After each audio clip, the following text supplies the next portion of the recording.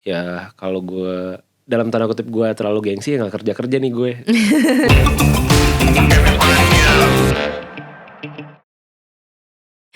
Halo, selamat datang di Revo You Podcast. Tempatnya para alumni catch up bareng Ivi dari alumni FSDM Batch 3. Hari ini kita ngundang alumni yang demen banget belajar nih. Saking demennya ya, dia ikut kelas digital marketing di tahun 2020 dan kemarin di tahun 2022 ikut kelas data analytics lagi. Sebelumnya dia juga udah 1,5 tahun berkarir di e-commerce ternama dan pernah juga berkarir di perusahaan SAS as account manager. Sekarang Nito adalah search engine ads manager di sebuah agensi multinasional. Berganti-ganti ya role yang pernah dia coba. Di episode kali ini kita akan bahas tentang cara menentukan career path, mengeksplor role yang berbeda-beda, dan juga sedikit bakal bahas tentang digital marketing dan data analis. Oke, langsung saja kita say hello ke tamu kita. Hey Hello Nito. Vi, thank you. Thank you kenapa Pak? Thank you sudah diundang kan. Aduh terima kasih, saya terima kasih sudah mau datang jauh-jauh. Siap. Menunda sedikit acaranya, dadakan lagi nih, dadakan banget tamunya. Aman. Terima kasih ya. Gimana rasanya duduk di sini? Hot seat ya. Hot seat ya, lumayan hot seat. Fun fact kita sudah satu angkatan ya. Betul, batch 3 2020 kan? 2020 Bulan ya. apa sih? Gue lupa. Juni. Oh my god, 3 tahun yang lalu. Udah 3 tahun ya? Iya, ini April kan? Iya, Iyalah. 2023. Oh my God. Gak berasa. Gak berasa. Jadi dulu Nito nih salah satu yang pintar di kelas, dan saya salah satu yang suka nanya-nanya gak jelas. Gak apa-apa kan semuanya saling nanya satu sama lain. Iya, kan? betul. Iya. Ya, jadi hari ini mau bahas macam-macam nih, sebenarnya lebih juga ke fun fact juga ya. Dulu kan saya masuk mendaftar sebagai content marketing. Jadi sebelum saya diterima sebagai content marketing, itu di approach Bapak Nito dulu. Betul, kayaknya gue. Jadi bisa jadi harusnya aneh di sini. Bener, kayaknya waktu itu karena ya mungkin karena back then juga Matelet gue pernah jadi content writer kan. Ya.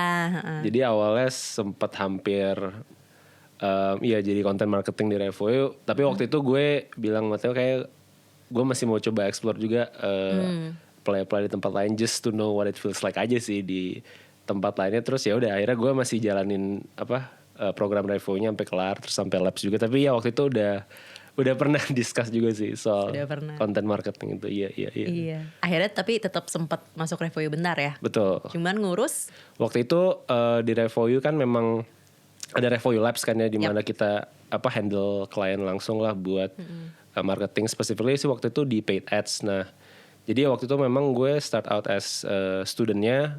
Waktu itu project managernya Theo gitu ya. Jadi habis itu gue juga sempat kerja full time contract base lah ya di Revo-nya. Jadi after a few months gue kayak jadi project manager kayak semacam Theo lah, terus bantu teman-teman student yang lain buat kita handle client project ya, sama buat boost portfolio baik project manager maupun si studentnya juga sih ya. Dua-duanya kan dapat impact positif kan dari situ. Ya. Maksudnya lu belajar handle klien, belajar juga lu start advertising project tuh kayak gini ya gitu. Iya. Gitu itu sih. ngebantu ya, malah akhirnya ke waktu ke perusahaan pertama pasca. Ngebantu banget karena ya setelah maksudnya gue course di Revo You terus gue jalanin kerja beberapa tahun, ya pada akhirnya kan it depends lu udah pernah ngerjain apa dan akhirnya lu mau jual cerita apa sih di interview kan. Dan kebantu karena memang di Revo You kita hands on banget gitu ya. Maksudnya both as student maupun waktu gue sempat kerja full time contract base. Jadi ya ada banyak cerita dan angle yang kita bisa bawa lah gitu. Dan mungkin tadi Dinda juga sempat share kan on her part kayak ya karena lo udah pernah ngerjain, lo udah pernah hands on, jadi ya lo ngomong atau cerita itu ya confident gitu kan. Tinggal lo ngebungkusnya gimana sih. Tapi kan maksudnya lo udah tahu cerita intinya atau cerita dasarnya ini, tinggal lo ngebungkusnya jadi kayak one liner tuh atau three liner yang gak terlalu panjang. Gimana gitu kan. Oh, that's interesting. Gitu sih. Tadi lo udah pernah, as mentioned ya, udah pernah di 3 role yang berbeda gitu nih. Karena orang tuh kadang-kadang tuh ya maunya stick di satu role aja ya. Misalnya kayak saya content marketing, terus dia pindah content marketing lagi gitu. Mungkin can you share briefly gitu kayak berarti kan lu pernah sebagai content writer, pernah sebagai account executive, dan sekarang search ads ya, Iya, search benar. ads manager gitu. Kayak apa sih yang dilakuin di role itu, dan kayak particularly karena gue percaya lo orangnya tidak ngasal ya. Hopefully ya. Hopefully. Tidak ada tidak Amin, ngasal. amin. Amin, oke, amin. Iya. Gitu. Kenapa particularly each lo decide untuk kayak oke, gue mau coba role yang ini. Kayak kenapa nggak sosmed gitu kan? Pasti lo ada pertimbangan sendiri gitu. Apa kecocokan antara role itu sama diri lo juga gitu. Mungkin gue tarik ke belakang yang content writer ya. Itu kan Boleh. emang pas dari zaman kuliah. Yap. Tadinya sebenarnya kan sebelum gue decide buat kuliah marketing, tadinya gue mau ambil hubungan internasional gitu. Karena waktu SMA gue sempat kayak pertukaran pelajar, jadi gimana ya, otomatis lo habis exchange lo kayak very mungkin kayak global peace, world peace, bla bla bla. Ya maksudnya kebawa ke arah sana lah. Iya. Gue pernah juga nyobain ikut debate atau kayak model United Nations. Jadi sebenarnya haluannya awalnya agak-agak kesana gitu. Tapi terus akhirnya gue ngobrol sama salah satu teman SMA gue, dan long story short ya gue masuk kuliahnya marketing gitu. Ya pas dari SMA itu memang ya gue cukup aware, ya udah maksudnya ya strength gue yang gue lihat sejauh ini sih ya memang salah satunya linguistik sama communication gitu. Dan yang itu emang gue pegang gitu. Dan kayak misalnya waktu SMA dulu ya, karena tadi gue pernah debat MUN ataupun pernah juga panitia kayak nyari sponsor, jadi ya udah gue lihat strength gue di situ. Dan pas kuliah gue juga mikir kan, ya udah mau nyari duit jajan gimana ya caranya kan.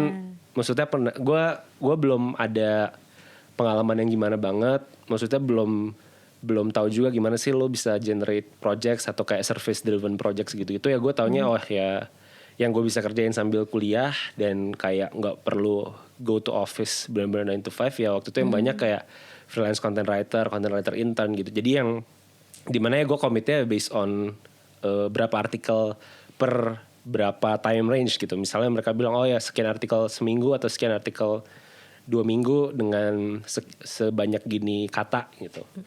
Nah jadi di waktu itu gue awalnya itu sih jadi content writer. Terus ya di salah satu job portal ini ya basically waktu itu gue emang kayak nulis macam SEO artikel gitu ya bisa dibilang. Jadi mereka itu jatuhnya tim content marketing mereka itu udah punya sheet brief gitu ke gue. Jadi row 1 topiknya ini, seed keywordnya ini, expected number of words segini. Terus ya udah lo taruh ya Google Docs lo di sini. Jadi kita punya working sheet gitu di mana emang udah ada seed keywordnya apa, terus mungkin udah ada referensi beberapa artikel yang bahasa Inggris ya. Gue slightly kayak translating, adjusting, sama mungkin nambahin my own twist sedikit lah ke situ. Maksudnya nggak plek-plek juga copy paste gitu, tapi kan memang biasanya kita udah punya artikel yang jadi referensi gitu kan. Cuma mungkin ya kalau itu kayak listicle articles ya gue bedain contohnya kah, atau misalnya dia ngomong hal yang sama tapi sumbernya A ya gue ngambil dari sumber B lah misalnya, kayak gitulah. Jadi itu awalnya kenapa gue jadi content writer gitu. Dan dari situ tadinya gue sempat kepikiran tuh mau pursue karirnya lebih di media ya.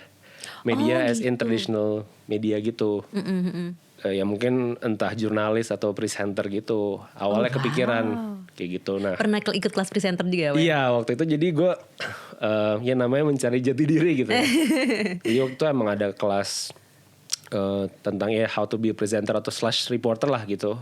Dia memang penyiar ex RCTI gitu, dia bikin kelas. Terus ya puji Tuhan waktu itu ada dananya, gue minta izin sama orang tua gue buat ikut gitu kan. Nah di situ jadi belajar banyak lah. Maksudnya yang waktu itu juga unik, disuruh bikin kayak rapid commentary. Jadi dia kayak munculin gambar atau peristiwa.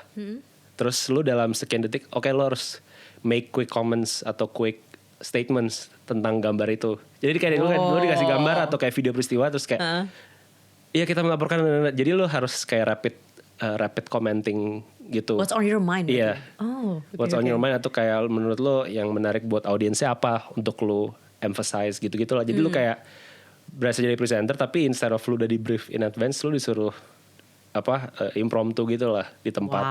Nah itu jadi awalnya gue mau ke media in a very traditional sense lah gitu. Cuman ya gue nggak tahu ya, yang gue tahu kan gue pernah dengar lah dari teman-teman yang di media, mungkin kalau sebagai jurnalis atau presenter atau reporter yang starting dari awal banget, mungkin gue nggak tahu ya, yang gue denger salary wise mungkin agak challenging gitu ya. Okay. Makanya akhirnya gue agak berubah haluan gitu. Maksudnya apa yang Realistis somehow lah masih ya. realistis, maksudnya masih relate ke situ, nggak terlalu jauh dari strength gue juga, tapi mungkin bisa ada potensi lebih menghasilkan lah. Makanya mungkin gue lebih ke marketing, digital marketing gitu sih awalnya. Awal bangetnya dari situ mulainya. Oh, Gitu. menarik. Terus kalau yang account manager?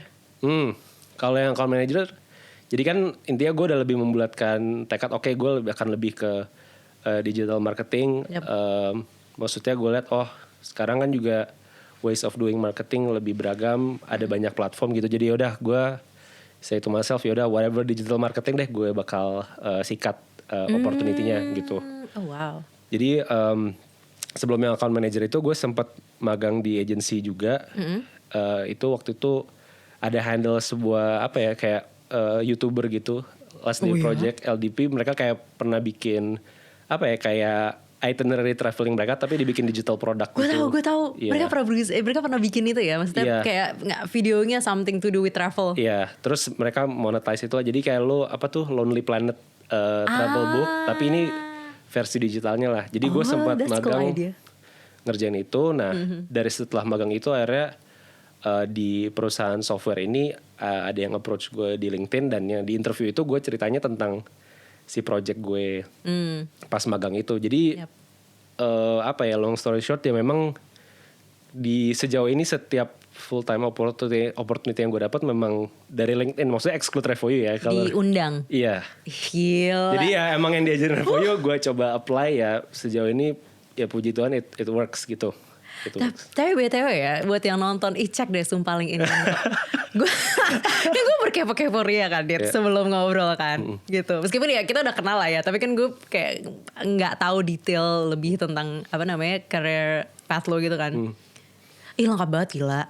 Bener-bener kayak ada yang kayak who do I work with, apa itu gitu. Itu bagus banget kalau misalnya ada yang mau nyontol LinkedIn, lihat punya Nito. Apa namanya, Nito Waru kan? Iya, Nito Waru. Ya, Nito Waru itu bisa menjadi patokan, bagus.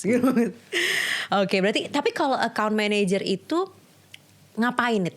Siapa tahu denger nggak tahu itu ngapain. Nah, account manager ini juga setelah gue nyobain role-nya, itu artinya beda-beda di beda-beda perusahaan, di beda-beda industri gitu. Kalau gue bilang waktu itu gue kan kayak marketing software ya, atau bisa dibilang tuh kayak martech atau adtech lah, jadi advertising technology atau marketing technology gitu. Nah, biasanya timnya itu suka dibagi dua sih. Jadi ada yang dibilang tim sales atau kayak tim retention gitu. Nah, sales ini yang banyak kayak misalnya cold calling, nyari klien baru, atau kayak sales. Ya pitching awal, bener lebih kayak tech sales gitu. Nah, tapi once let's say kliennya bilang oke, kita mau free trial atau udah langsung mau paid project sama your software company, nah itu di handover ke tim account manager atau kadang dibilangnya customer success lah. Jadi tugas kita tuh ya ada dua. Yang pertama ya make sure mereka getting the most value from our product. Terus mereka juga bisa pakai sendiri di fitur-fitur yang lebih mudah, sama ya make sure mereka renew kontraknya. Mau perpanjang. Iya, jadi kayak ada target renewal. Tapi gue waktu itu work in tandem. Gue yang lebih operational lah. Gue yang lebih kayak educate kliennya soal cara pakai dashboardnya gini, si perusahaan software itu use case-nya gini, expected value dari lo makein itu apa. Tapi kalau untuk renewal, si tandem gue ini yang more senior waktu itu, yang lebih ke reporting juga, bikin presentation decks. Nah gue yang lebih kayak oke, dari presentasi decknya ada review performance-nya gini, terus next step-nya apa. Nah next step-nya itu gue yang ngejar ke bawahnya gitu loh, ke tim kliennya yang juga lebih day to day. Gue kejar, make sure yang inisiatif yang dibilang di presentasi itu jadi reality, gak cuman kayak executive presentation yang good to hear aja gitu. Jadi waktu itu kerjaannya lebih kayak gitu. Jadi bilangnya apa ya, kayak account manager yang ops lah, rather operational. Kalau search ads, ngapain? Kalau search ads tuh di agency ya konteksnya ya. Ini lebih mirip sama yang kita udah sempat belajar di Revoyu juga sih, di Week Google Ads. Basically it's that, cuman mungkin bedanya di internal prosesnya aja yang beda. Jadi kan di agency ada tim planning ya, atau tim account yang client facing. Terus mereka ngobrol-ngobrol, terus dapat marketing objektif mereka yang secara garis besar annually, terus diturunin ke monthly, diturunin breakdownnya per channel gitu. Nanti mereka bakal ke gue bilang klien ini mau activate Google Search nih, budgetnya sekian, atau lu propose deh budgetnya dengan objektif kayak gini, produknya mereka gini, audiensnya kurang lebih kayak gini gitu, landing page kesini, coba dong siapin. Jadi gue nyiapin bilangnya apa ya, channel plan-nya, sampai gue nge-activate channelnya, optimize sama ya reporting juga lah. Jadi benar-benar kayak Google Ads Week aja. Kalau yang dikerjain sekarang sih, more or less. Oke, menarik. Tapi lo megang lebih dari satu brand. Betul. Berapa brand lo pegang? Jadi kan gue setim itu bertiga. Jadi kita sih megang kalau brandnya itu grup mungkin 6-7 grup. Karena kan misalnya kalau FMCG tuh kayak atau itu kan brandnya banyak kan. Jadi ntar kan mungkin punya account Google-nya A, B, C, D, E gitu. Kayak gitu. Oke. Berarti brand ya tadi megang up to 6 brand, tapi akunnya banyak lagi yang dipegang. Itu nanti kita bagi-bagi lagi bertiga. Jadi kayak ya gimana biar mungkin account assignment-nya relatif adil lah secara jumlah. Kayak contoh 18 ad account, ya udah mungkin bagi 3 6 gitu. Atau kalau ada yang lebih heavy dari yang lain, mungkin kayak ya ada yang lebih banyak 1-2 orang kayak gitulah kurang lebih. Oke, menarik. Sebelum terlalu jauh ya, gue pengen nanya dikit. Bukan nanya dikit sih, sebenernya gue tahu kan lu ini ya, tadi mention sobat exchange. Exchange-nya ke Denmark ya? Iya benar. Ke Denmark. Itu ngomong bahasa Denmark dikit dong. Apa ya, bahasa yang gue inget gak ya? Gue coba ngomong ya, hi my name is Nito. Coba. Hi, jeg hedder Nito. Masih inget dikit banget. Apa? Ayah. Yai itu kayak saya. Tapi tulisannya JEG, tapi bacanya Yai. Oke. Terus kayak Hiller itu bernama. Jadi kayak H, tapi tulisannya HEDDER. Jadi kalau bahasa Denmark tuh orang banyak ngelawaknya tuh apa, lu kayak punya potato nyangkut di. Iya, tadi lu kayak ada gitu. Emang banyak suaranya tuh kayak dari sini. Jadi waktu dulu gue belajar kayak kesusahan banget sih belajar apa pronunciation ya, karena kan kalau bahasa Indonesia kan kita generate soundnya banyak dari lidah kayak gigi depan gitu kan, nggak pernah dari tenggorokan lah. Iya makanya gitu. Keren banget. Mungkin briefly waktu tuh, soalnya gue tahu kalau orang denger exchange pasti kepo. Briefly aja waktu tuh ngapain nih ke sana?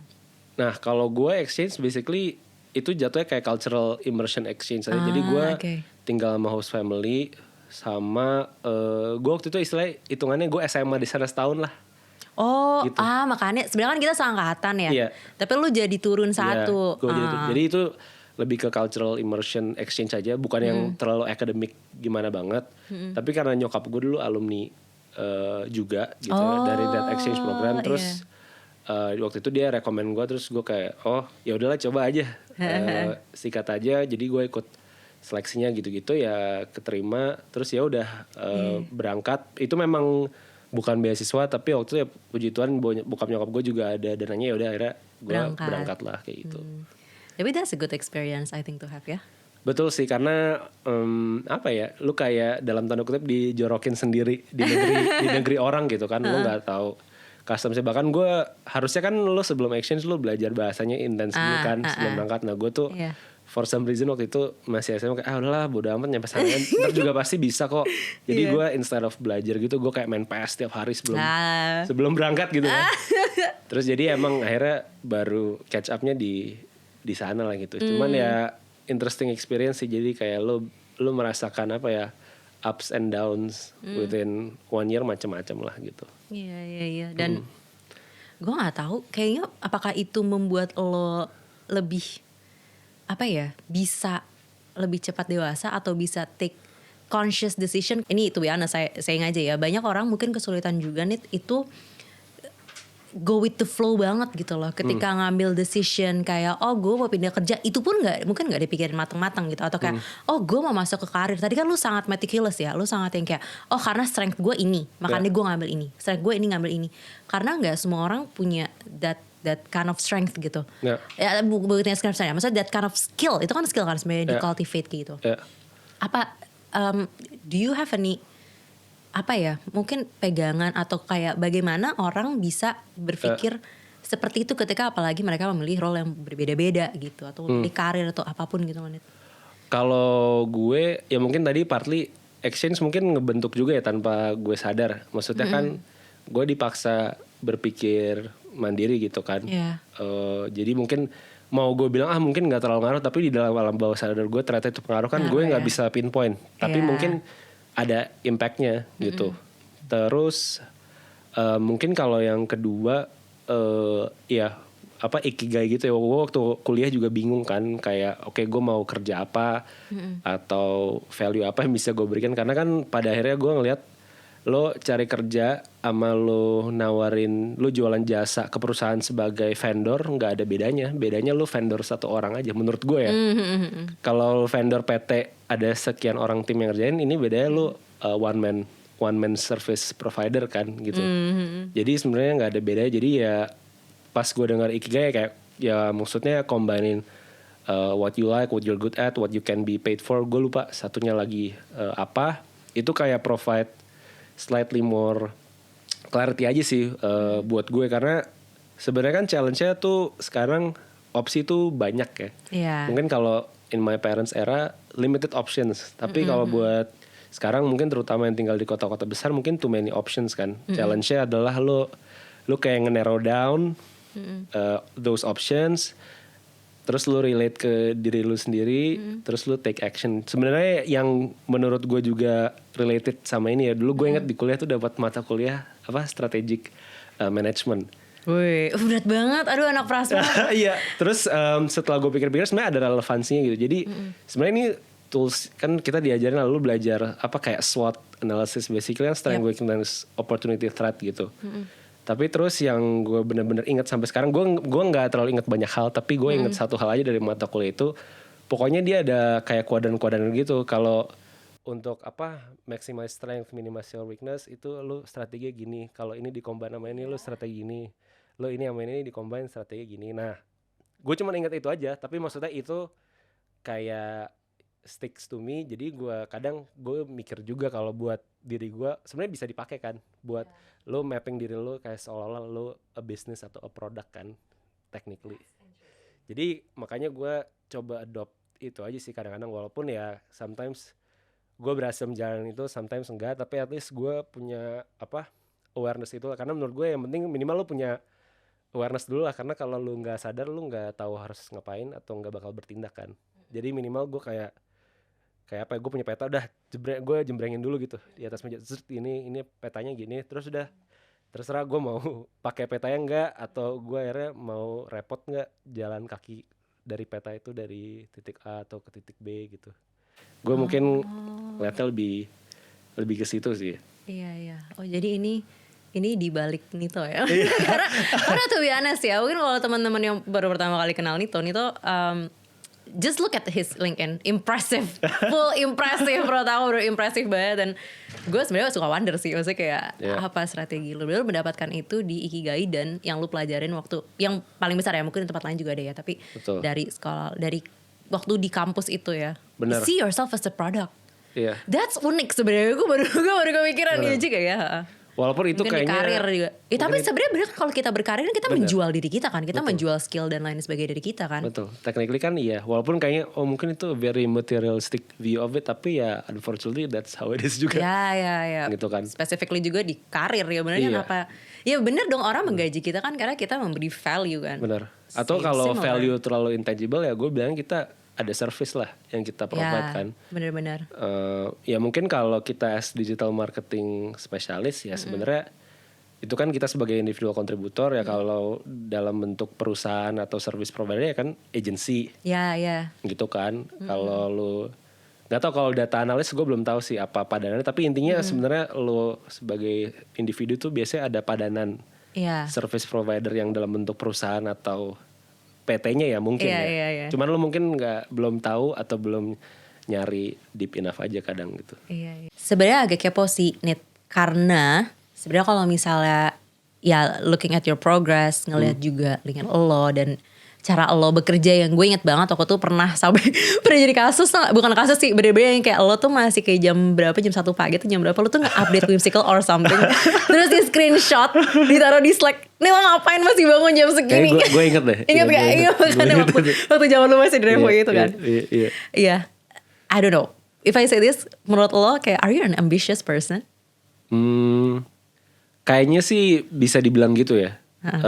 Tapi tergantung menurut gue, maksudnya ambitious itu kan kayak tergantung juga lu bandinginnya ke siapa gitu kan. Maksudnya To yourself then.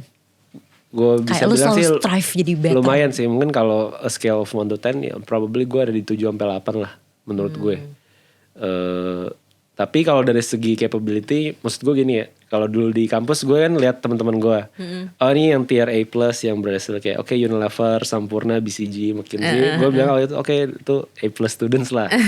Terus mungkin ada yang A student, ya gue sih melihat gue secara realistis gue mungkin B+ lah gitu. Kalau kita pakai patokan A+ tadi ya, kayak the big tier company gitu-gitu. Nah, makanya gue mikir ya udah dari B+ ini ya gue as a B+ student gue bisa kemana atau ngapain sih, mungkin nggak usah path yang sama persis sama the A+ ones, tapi kan ya harus coba nge-craft path sendiri lah.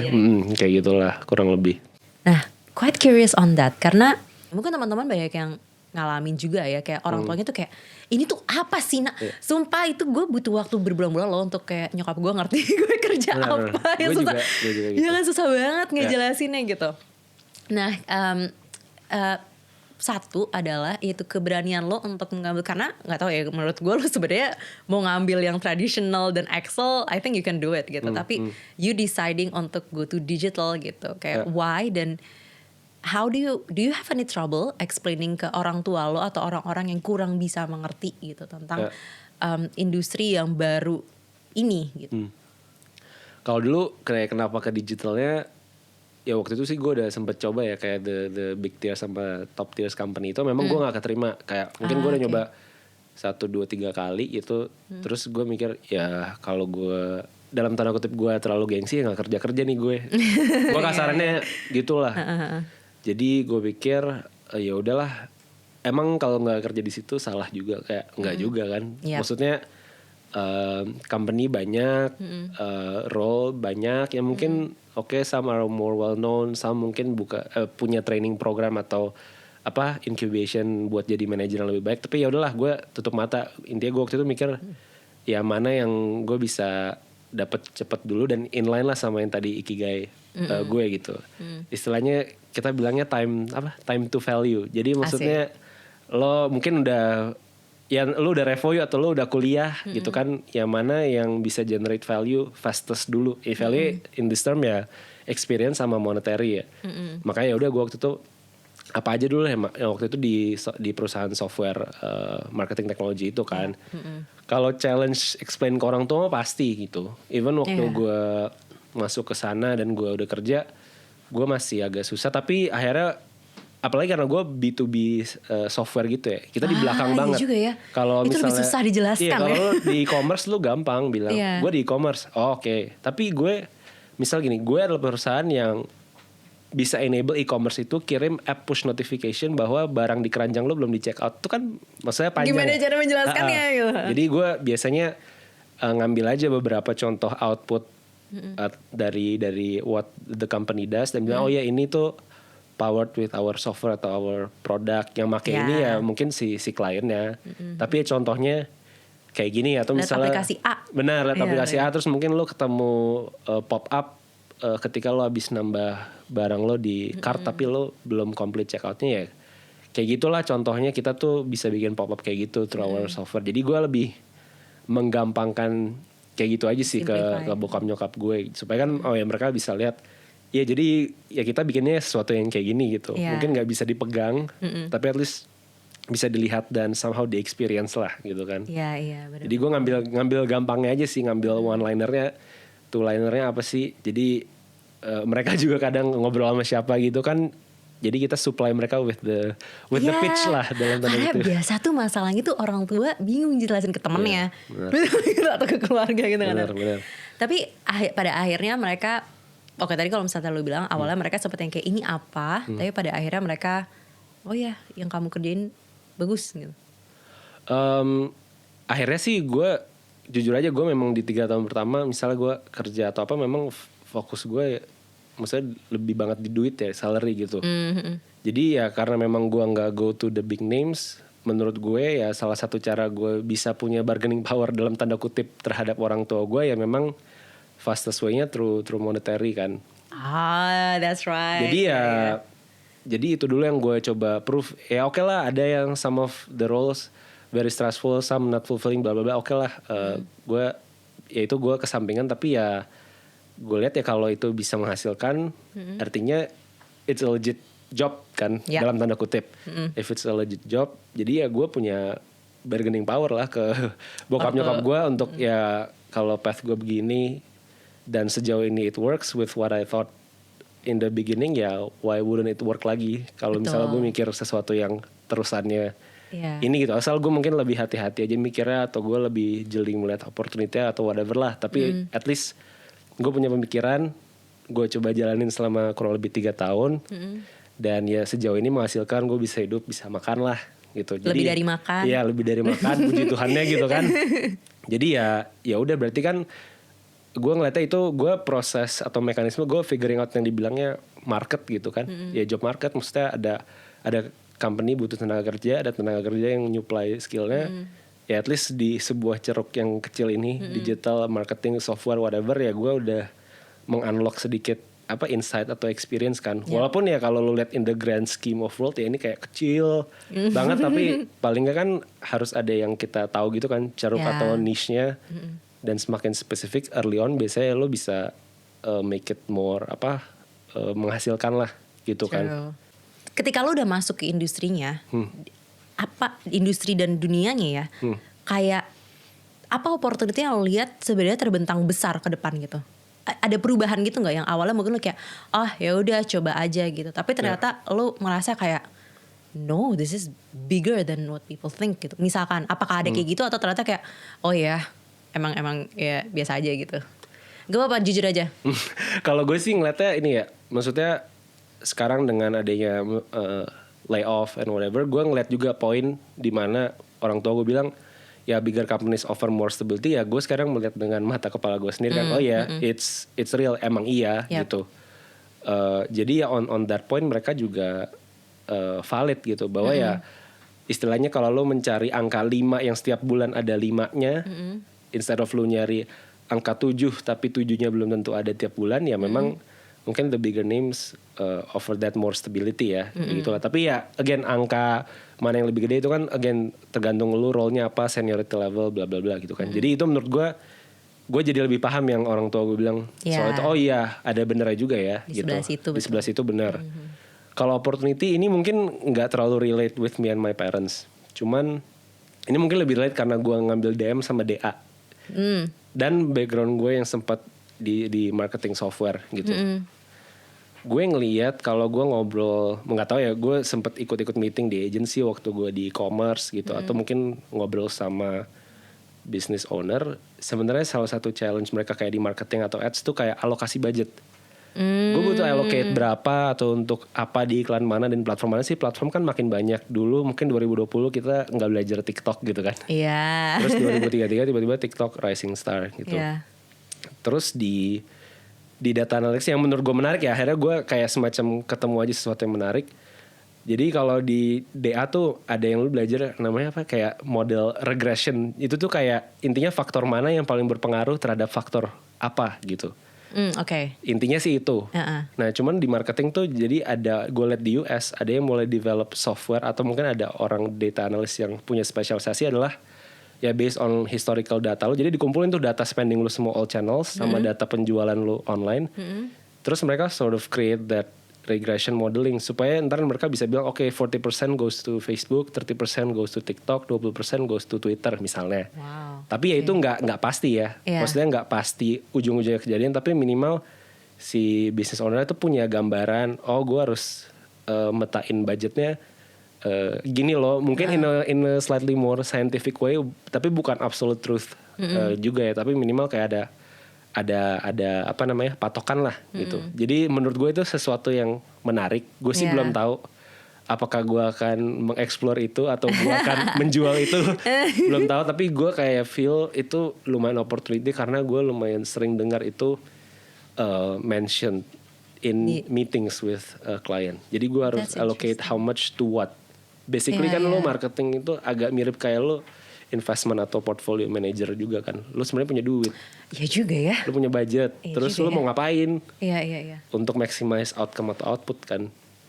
Nah kalau di finance kan yang gue tahu kayak data gitu-gitu sering banget tuh dipakai apa kayak modeling whatever lah. Gue nggak ngerti detailnya tapi gue ngerti kayak konsep kulitnya doang gitu. Nah terus gue ngeliat mungkin di marketing itu menarik juga ya, tapi again gue nggak tahu gimana lo bisa charge orang dengan software itu pricingnya kayak apa atau target company kayak apa. Cuman menurut gue cuman ada gut feeling lah. Gue nggak tahu, gue nggak baca industry reports whatever. Cuman gue ada feeling kayaknya itu Ada potensi. iya a good opportunity. Entah gue sebagai apa, sebagai karyawan apa sebagai affiliate atau gue yang belajar ilmunya itu how to do itnya. Tapi it's just my feeling aja sih. Asik. Iya. Nanti kita jam ke situ ya, karena lo udah mulai bahas Nandem sama dia. Cuman gue pengen ini dikit sih, kayak yang in response to yang orang tua lebih, yang maksudnya yang tadi ya soal kayak stability dan lain sebagainya. Itu ya sekarang mungkin mulai kelihatan. Ya kita ngomong jujur aja ya, memang maksudnya fakta di lapangan mungkin sekarang memang lagi kayak begitu. Cuman funny thing nih, sebenarnya ya kemarin gue interview anak data analytics, dia kerja di Big Four. Iya, jadi maksudnya kayak when we think kayak, maksudnya ketika mungkin tadi talking about the companies ya. Ya. Tapi luckily sebenarnya skill yang dibawa ya regardless dari digital marketing atau data analytics itu tuh kayak bisa dibawa even ke yang ke the big A+ companies juga sekarang sebenarnya. Tapi role lu beda gitu. Benar. Iya, gue jujur kaget banget sih, kayak banyak yang kayak dia bilang kayak apa namanya, dia kerja di salah satu Big Four. Terus gue nanya kan, karena kan di ya kalau curhatan teman-teman gue yang kerja di situ kayak capek kerja kuli gitu kan. Terus kayak enggak kak, gue WFH divisi gue nggak butuh ngapa-ngapain, dia bilang kayak gitu. Terus kayak this is quite interesting gitu loh. Even the big companies juga starting to realize bahwa ini skill yang ternyata tuh dibutuhkan gitu loh, maksudnya dibutuhkan di mana-mana gitu. Bahkan ada juga data analytics yang dia kerja di bank gitu. Bahwa sekarang sebenarnya ya pinter-pinteran sih, yang penting lu punya skill untuk berjuang gak sih, yang kayak lu tadi bilang gitu kan. Betul. Yang penting lu punya skill untuk compete gitu loh sama orang. Benar. Dan sama mungkin akses juga dalam artian ya, ini yang gue pernah denger ya. Yang gue tahu Fiverr gitu juga udah punya squad atau tim, gue lupa namanya, tapi ini semacam kayak digital commerce squad whatever gitu lah namanya. Itu ya kombinasi, ada yang backgroundnya kayak data analis, media planner, atau kayak emang e-commerce merchandiser. Jadi mereka kayak centralized hub gitu setahu gue ya. Nggak tahu di Indo udah atau itu cuman di Amerika doang. Cuman permasalahannya, let's say lu assume lu adalah job seeker, let's say lu baru lulus tahun 2 tahun. iya. To get there, nyampe ke squad itu kan asumsinya di dalam situ adalah experience, orang-orang experience yang dari dalam gitu kan, atau emang jalur MT-nya Unilever yang habis itu mau rotation, nyobain role lain gitu kan. Jadi walaupun kadang skill lu match secara apa ya, knowledge and skill, tapi tadi akses masuknya atau mungkin demand dari dalamnya nggak ada, atau ada stakeholder lain yang bisa fulfill demand itu better atau lebih cepat. Ya emang triknya itu kan, makanya maksudnya di Revoyu juga sebenarnya gue senengnya karena kita diajarin buat somehow kayak memaksa atau mengenerate demand for the job we are looking for kan sebenarnya gitu. Karena kan sebenarnya buat mereka isi role itu ada banyak opsi kan, dari dalam bisa, dari luar mau experience bisa gitu kan. Tapi kan kita kayak diajarin buat nyari, maksudnya seek for that opportunity buat apa masuk atau get notice gitu kan. Iya. Bener. That's true. Speaking of, tadi kan di awal kita sempat bilang ya, kalau Nito itu tadi karena ternyata lo sekarang udah mulai kejawab nih, karena my biggest question always kayak ngapain Nit belajar data analytics lagi, dan even you're working kan sekarang gitu. Waktu kemarin 2022 belajar data analytics, lo lagi kerja. Even waktu digital marketing lo juga lagi kerja kan? Sempat ya, waktu gue ambil Revoyu digital marketing gue kerja, tapi abis itu emang resign. Abis itu resign ya. Kalau sekarang kan ya tetap lanjut kan gitu. Iya. Why? What for? Waktu gue akhirnya kerja di e-commerce itu, mungkin kayak tadi Dinda juga bilang very data driven kan. Jadi emang gue mulai bersahabat karib dengan Google Sheets tuh ya pas di e-commerce itu. Jadi terus gue ngeliat, dengan all these meetings and discussions that we have, kayak banyak ya itu ngomongin soal data dan angka lah, trend, either lu comparison atau lu breakdown in time series gitu kan. Jadi kayak gue ngeliatnya sih menarik aja dan kayaknya butuh gitu foundation in that skill set. Walaupun ya pas gue ngambil Revoy-nya lumayan challenging karena kan mungkin gue lebih kayak Google Sheets, formula Google Sheets yang gue tahu. Cuman kan kalau di Revoy on top of Google Sheet lo juga belajar kayak Python atau SQL. Big data ya. Iya, jadi itu kayak beda bahasa lah, beda bahasa, beda platform. Jadi lo bayangin kayak lo dulu SD pelajaran komputer pertama kali belajar Excel itu kan agak-agak ngebul juga kan otak tuh. Sampai sekarang gue masih ngebul, gue selalu minta tolong Rizky tahu. Iya, kayak gitu kan. Jadi atau lo misalnya bahasa Indonesia hurufnya huruf Latin, terus tiba-tiba lo harus belajar Mandarin Jepang yang emang hurufnya beda. Jadi menurut gue challenging di sisi itunya. Cuman akhirnya at least yang gue ambil dari course waktu itu lebih kayak proses berpikirnya sama proses ngerjainnya sih. Minimal kalaupun gue kerja di tim bisnis atau apapun, biasanya kita kan punya squad data analyst gitu. Dan kita harus bikin brief lah ke mereka. Jadi minimal gue kalau butuh briefing, gue nge-briefnya tuh lebih jelas. Atau mungkin mereka butuh tarik data, gue bisa simulate, gue mungkin butuh tabelnya kayak gini. Jadi gue nge-brief mereka tuh lebih jelas. Istilahnya apa ya, lu kayak social media specialist yang bisa atau pernah desain dibanding gak pernah desain. Lu nge-brief designer lebih enak kalau lu tahu somewhat design to some extent kan. Mimin kita tuh gitu.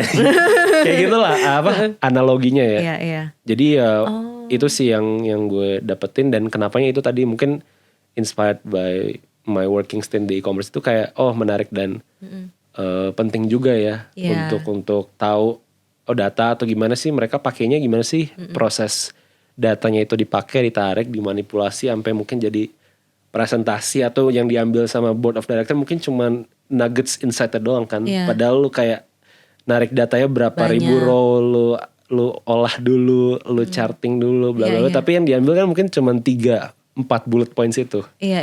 Nah, jadi gue ya simply curious aja sih waktu itu. Sebenarnya to help your job juga ya, yang makin lama juga makin complicated dan data based banget. Betul. Bukan lo pengen jadi data analis gitu ya, tapi untuk mendukung. Iya, sejauh ini sih memang lebih ke supporting aja.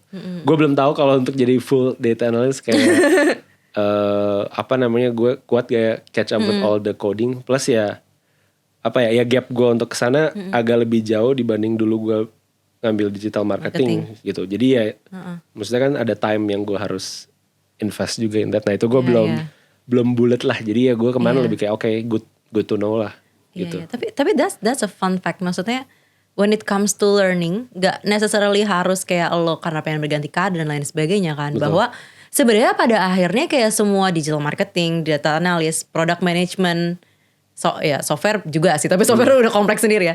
Itu tapi semua at least 4 itu dan textile segala macam itu semua bersinggungan ya kayak. Betul. Kalau lo punya sedikit skillnya dan kadang-kadang at times juga akan butuh ya kayak lo ternyata lo seorang digital marketer yang butuh ilmu data analis ternyata kayak begitu ya. Betul. Atau ya kadang itu bisa ngebantu untuk lo paham tim lain atau bisnis unit punya proses kerja itu gimana. Sehingga ya lo bisa empathize better. Kalau lo bisa berempati lebih baik, mungkin lo akan bisa lebih minta tolong dan mereka lebih happy sama lo karena lo lebih ngerti mereka, dan karena lo lebih ngerti mereka lo bisa minta tolong lebih banyak, dan mungkin karena lo bisa minta tolong lebih banyak lo bisa generate nggak tau lah better recommendation, better output. Terus ya udah baliknya kalau juga kan. Gila, udah next level banget nih kalau udah 3 tahun kerja mikirnya udah bukan dapat kerja ya. Tapi mikirnya udah yang kayak bagaimana supaya timnya mau bekerja dengan saya dengan baik. Iya, karena pada akhirnya gue mikir kan, maksudnya waktu gue terbatas untuk kayak gue bisa menguasai semua skill ini kan. Gak mungkin juga kayak gue bisa SQL, Python, terus kayak JavaScript, HTML, CSS, kayak so many things in this world kan. Kayak gue bilang tadi, optionnya tuh banyak banget. Jadi ya yang susah sih narrowing it down sama kayak lo emang decide ya udah gue narrowing it down dari sini. Kalaupun gue mau expand dikit, lo mau expandnya kemana atau kenapa? Itu yang susah sih menurut gue, karena pilihannya banyak. Tapi kan lo balikin ke diri lo lagi kan sebenarnya ujung-ujungnya. Betul. Ini dari tadi soalnya Nito sempat sering banget lumayan sering mengungkapkan kata ikigai gitu. Menurut lo sudah menemukan ikigai lo atau belum? Atau itu sesuatu yang akan terus berkembang nih? Menurut gue sih gue udah ketemu mungkin parts of it gitu kali ya. Tapi gue juga sambil mempelajari sih, sambil jalan gue kerja itu kayak gue ngerjain ini yang bikin gue happy ternyata bagian ininya. Yang bikin gue ngerasa ada void dalam tanda kutip, ini karena ininya gitu. Jadi ya misalnya kalau gue di digital marketing, menurut gue kayak happy aja sih. Misalnya lo ada bisnis atau klien, lo help just from in front of your laptop.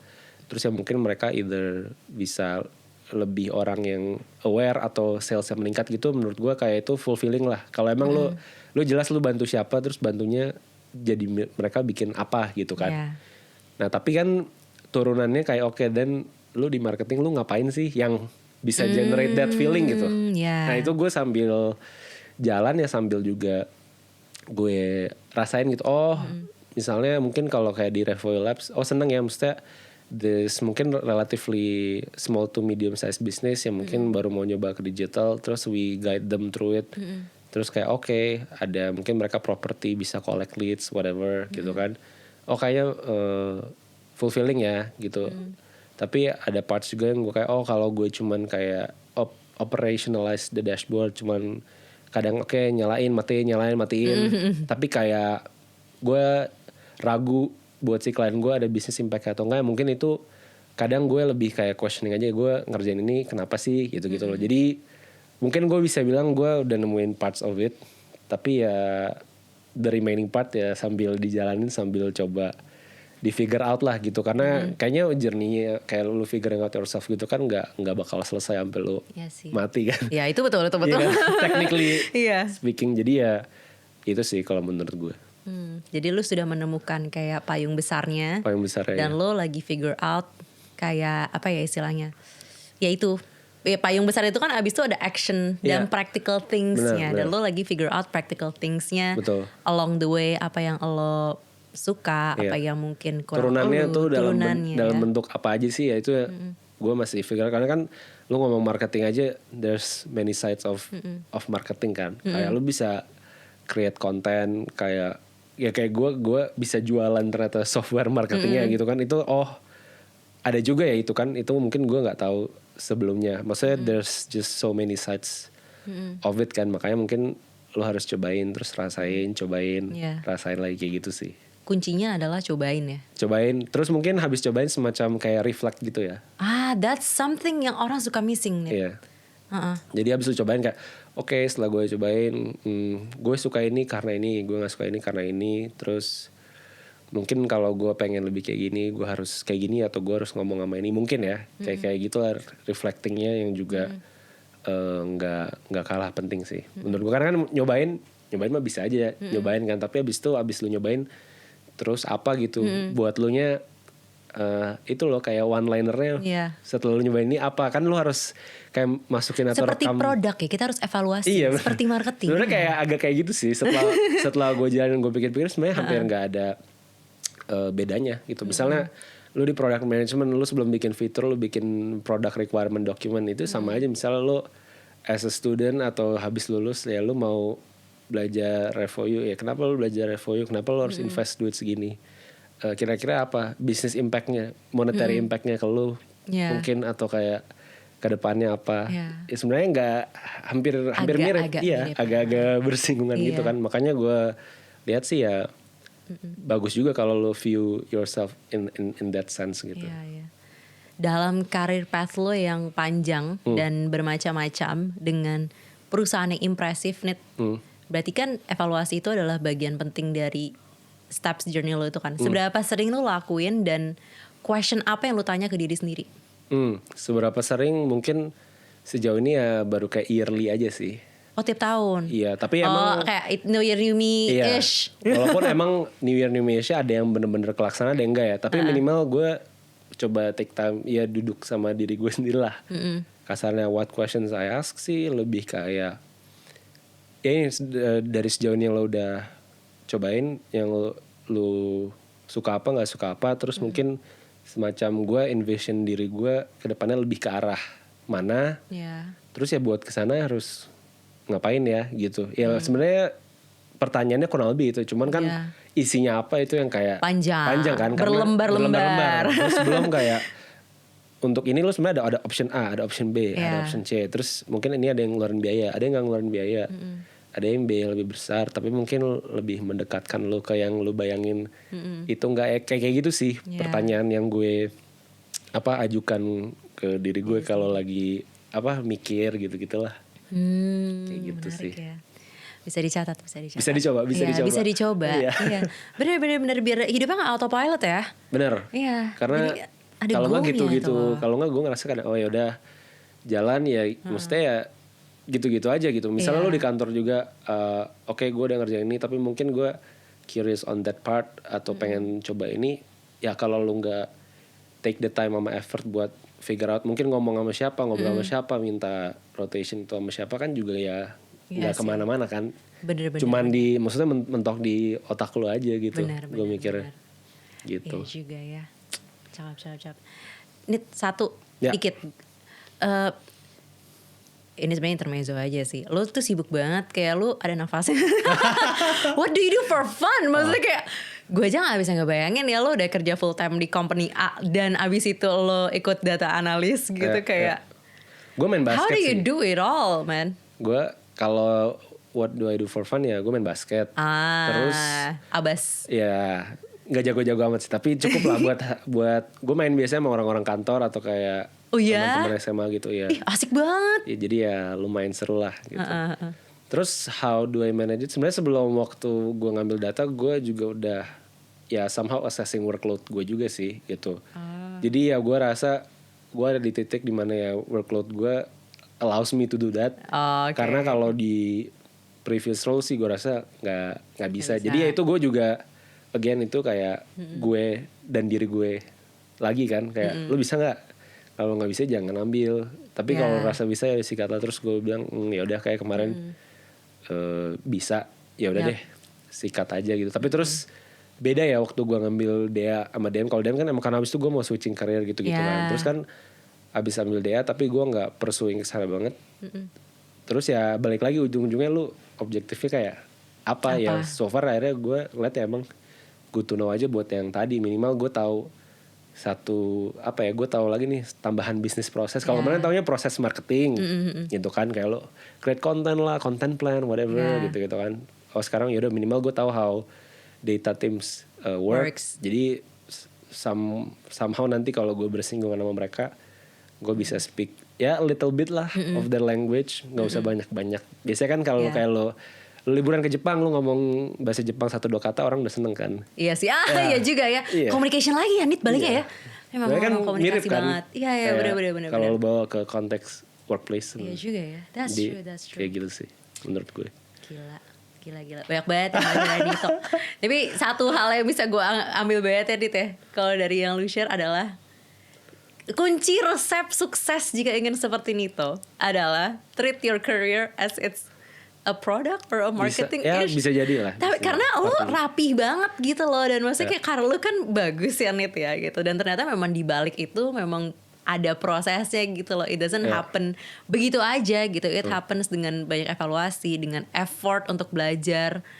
Ya. Tapi ya pasti ada luck ada faktor privilege juga lah. Udah pasti it plays into that, kayak ya privilege ya, mungkin kayak dari segi ekonomi memang keluarga gue cukup gitu kan, itu juga pasti ngaruh. Terus misalnya ya ini fun fact sih di role gue yang sekarang, ya sejujurnya gue misalnya handle Google Search tuh sebelum role yang sekarang gue nggak pernah megang. Iya juga ya. Google Search, maksudnya gue juga kayak ada freelance gitu, tapi so far nggak pernah megang Google. Tapi ya kalau di career support Revoyal bilang kayak transferable skills, ya transferable skills gue ya gue pernah megang kayak marketing solutionsnya e-commerce, yang dimana itu involve product search ads juga. Jadi ya itunya gue ambil, terus ilmu Google Ads dari Revoyal, terus gue masak, ya udah itu modal gue buat interview ya itu. Jadi itu ada faktor luck juga, maksud gue kayak but komunikasi tuh. Karena bener sih. Iya, karena itu cara lo mengemas skill lo kan. Again lo menjual diri lo sebagai quote unquote ini, this is not a bad thing. Tapi maksudnya ya benar, kita adalah value, kayak produk kan juga sama dengan equals value kan. Betul ya. Paling akhirnya gue gimana biar gue nggak over atau underselling pas interview. Tapi itu juga tergantung si interviewer kan. Ternyata kayak gimana. Ya itu ada communication, ada love juga communication. Iya. You have very good communication. Kayak gitulah. Alright, kalau gitu kita ke sesi terakhir nih ya. Yang sesi di pertanyaan. Tapi sebenarnya udah gak surprise. Karena tadi Nito ikut sesi sebelum ini. Jadi harusnya itu surprise ya. Tapi ini gak. Oke. Buat yang baru dengar. Kita setiap episode kita akan tanya pertanyaan-pertanyaan ini kepada speaker kita. Semi-semi rapid fire. So langsung aja ya Nit ya. Kalau udah tahu kan. First question. Morning routine Nito ngapain? Jujur buka HP. Tidak apa-apa. Ya, utamanya sih buka HP. Karena ya two things sih. Satu matiin alarm.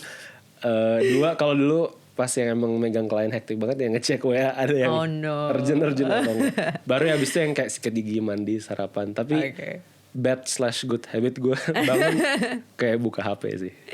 Oke, nomor 2. Kalau Nito lagi jenuh atau lagi gak bisa fokus, what do you do? Main basket sih. Oh, emang abas banget. Olahraga ya tapi? Iya, maksudnya buat gue refreshing aja sih. Kayak lo main basket terus with other people interacting juga. Terus ya itu emang kayak childhood hobby and interest aja sih dari kecil. Kayak gue nonton, tapi gue main juga.